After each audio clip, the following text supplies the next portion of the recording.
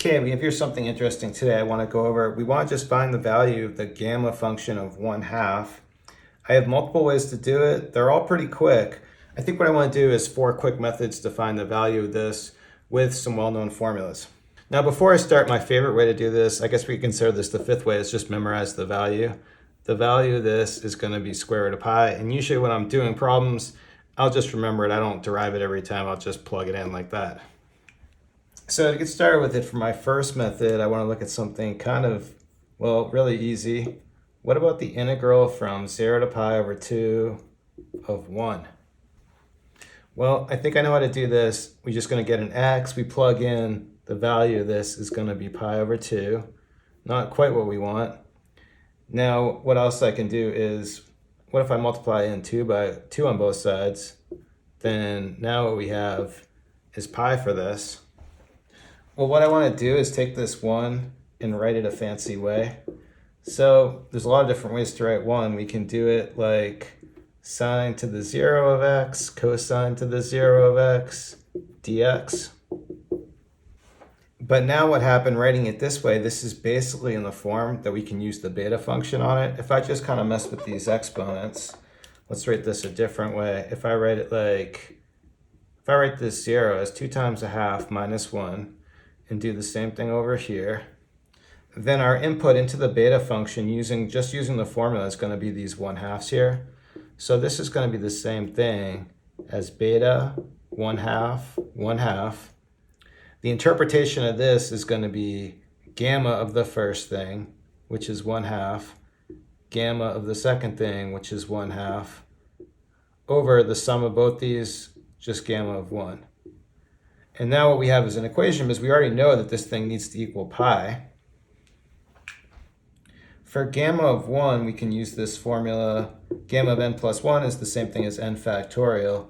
So this thing is 0 factorial or just 1. So this goes away. And so what we have, gamma, multiply these together, gamma 1/2 squared equals pi. So gamma 1/2 equals square over pi. Method number 2, not very creative. We just go right to the definition of the gamma function in terms of an integral and then just solve the integral. So how I want to do it, let's do a u substitution equaling, we'll have u equal to square root of x. That means this thing, this is like 1 over square root of x or 1 over u. Let's also get a value for x, square both sides, we get x equals u squared, dx equals 2u du. We'll go ahead and substitute. So plug infinity in. Square root of infinity is going to be infinity. Plug in 0, you get 0. This thing, like we said, it's this. This is going to be 1 over u.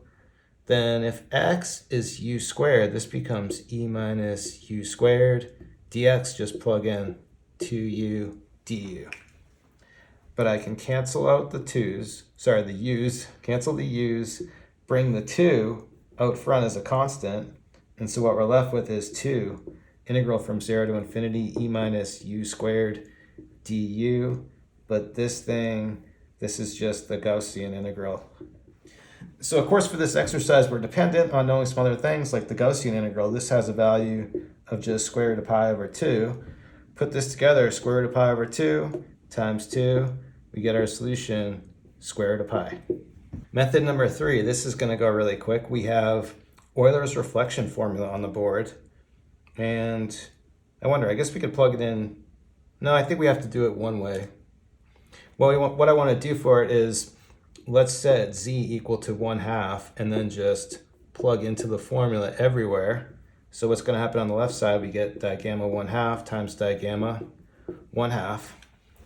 Plug in on the right, we have pi over, plug a half in there, you have sine pi over 2. But sine pi over 2, that's just 1. So on the left side, really this is the same thing we just saw, because this becomes gamma 1/2 squared equal to pi. So what we get is gamma 1/2 is equal to square root of pi. Okay, method number 4, we have here the Legendre duplication formula. This is good news. We already have what we want right here, square root of pi. We just need to kind of make everything else work. We'll do the same thing we did in the previous method. We want to set z equal to 1/2 and just plug in to all this stuff. just plug in everywhere. So what's going to happen, we get digamma of z, sorry, gamma of z. I hope I didn't say digamma before. I do that a lot.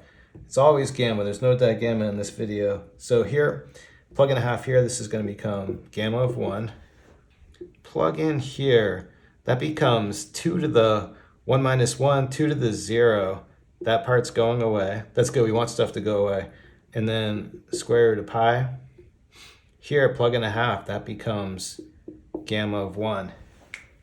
Same thing we saw earlier. This is 0 factorial or 1. This is 0 factorial or 1. So we cancel this, and what we get, oh, and I shouldn't have this is gamma 1/2. I forgot to plug in right here. So this is digamma 1/2. And so for our solution, digamma 1/2 equals square root of pi, and that's it. Okay, there you go, gamma 1/2, 4 different ways. Thanks everyone for watching. Have a good day.